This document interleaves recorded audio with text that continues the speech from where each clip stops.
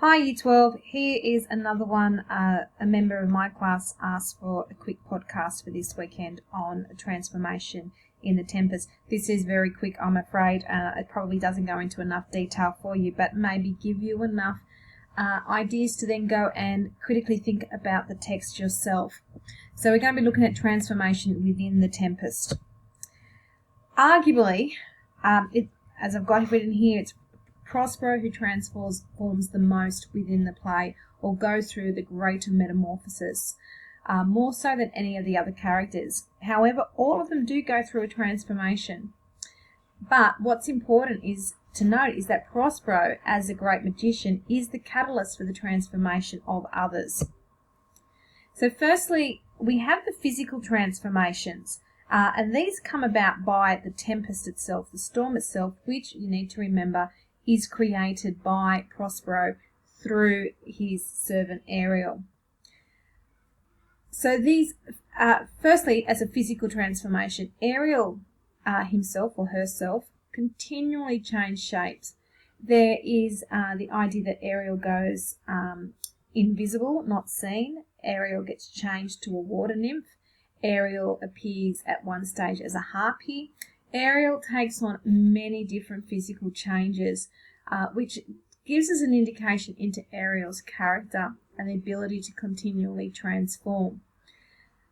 The coming to the island itself is a transformation for all of the characters, and it also gives us insight into the use of magic. Remember, all the sailors are trapped in a sleep, that as they come to the island, they're entrapped there. So there's this theme of slavery and capture and a search for freedom that goes throughout the text. And this is accompanied with the physical transformation. So for all the sailors, they are entrapped in sleep. You have the physical discovery of the island or the rediscovery of the island. Remember, Caliban is already there. Sycorax came to the island and had Caliban on the island, and he has grown up there and he's part of the island. And yet when Prospero and Miranda have come, it is their discovery of the island. And so it's a transformation of place for them.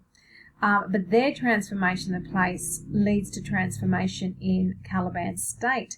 Caliban is enslaved by them and is no longer the rightful owner of the island.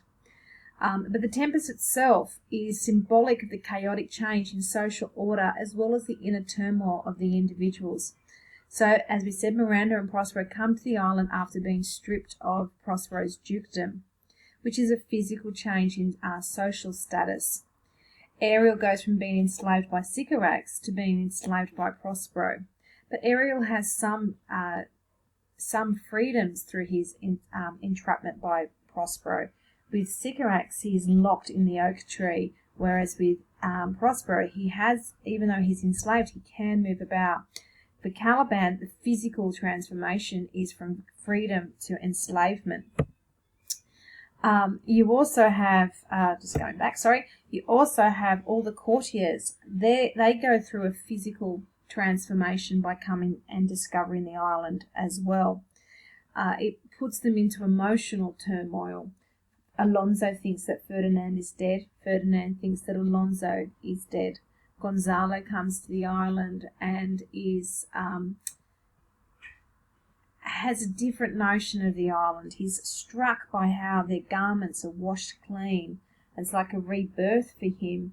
And he sees the opportunity to put in a new form of rule, a utopia, if you will. Antonio and Sebastian see the opportunity to cause even greater chaos and to disrupt social order even further by murdering or committing regicide of the king of Alonso.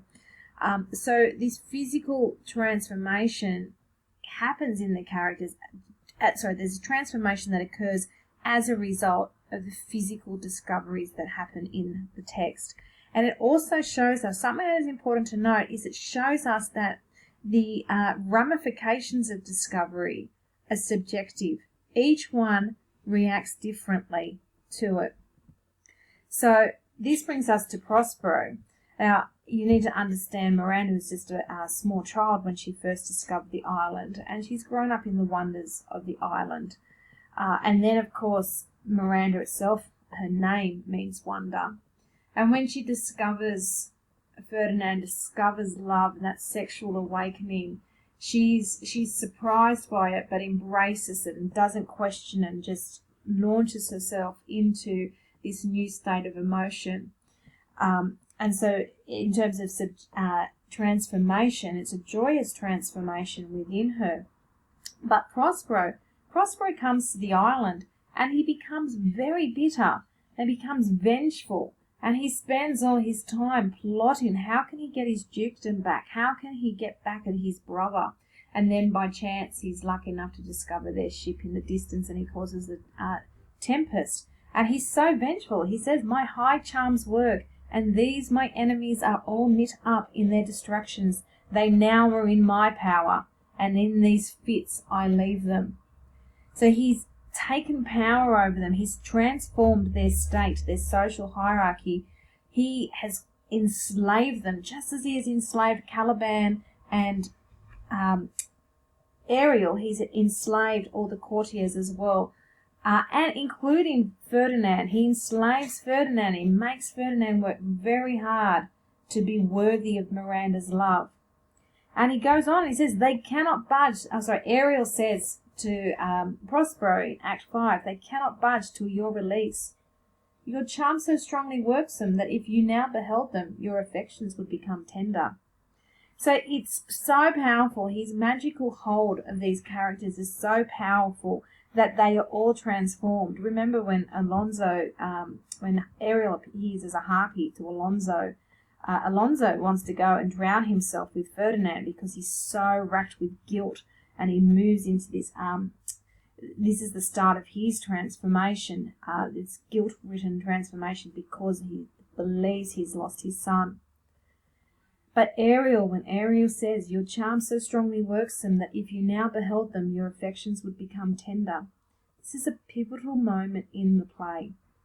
Ariel is teaching Prospero about compassion. And he's saying, if I were human, I would be moved. Prospero listens to Ariel, and it's this moment that he discovers compassion. So it's a catalyst moment within the play. And then he moves on. My charms I'll break, the senses I'll restore, and they shall be themselves. And so through this moment of learning compassion, he agrees that he's going to break the charm and set them free and let them be themselves once more. But then we move into Prospero's soliloquy. And this is the critical moment of the play. Just previously we had the pivotal moment where he discovered compassion. He learned about what it is to feel compassion towards another human being. And yet at this moment in the soliloquy, this is a critical moment because he learns not only to forgive others, he learns to forgive himself. And this is the most important part in terms of his transformation. And he says, I have bedimmed the noontide sun. And he goes on for a lot more than that. I have bedimmed the noontide sun, called forth the mutinous winds, and twixt the green sea and the azured vault said roaring war. To the dread rattling thunder have I given fire, and rifted Jove's stout oak with his own bolt.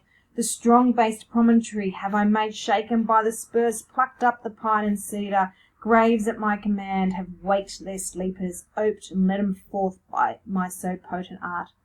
But this rough magic I here abjure, and when I have required some heavenly music, which even now I do, to work my end upon their senses that this airy charm is for, I'll break my staff, bury it certain fathoms in the earth, and deeper than did ever plummet's sound, I'll drown my book. In this moment, this is the climax of his transformation, because this is the deep alteration of who he is, the moment that his character completely transforms. The very tools that he has used, this magic that he has used with Ariel to entrap everybody on the island and cause and to play out his desires for revenge, driven by his bitterness and his anger are all swept away at this moment. He removes that magic. The symbolic removal of the magic is this moment of complete and utter transformation of his humanity. He learns to forgive himself, and in doing so, he learns to forgive others, and in doing so also learns to forgive himself. And it brings together that nice end to that Machiavellian moment where, Antonio took his dukedom because Prospero did neglect his dukedom. He says, my books were my dukedom enough. And so by discovering compassion, Prospero learns forgiveness, not only for others but of himself. And through his transformation, he can now enable the other characters to be fully transformed. He restores their sight. He wakes them from the sleep. And by doing so, he calms the seas. Order is returned. The chain of being is set back in motion the way it's meant to be. Alonso returns to Naples as king. Prospero is restored to his dukedom. Ariel is set free, and the island is restored to Caliban. And so the transformation in each character is led by the transformation in Prospero.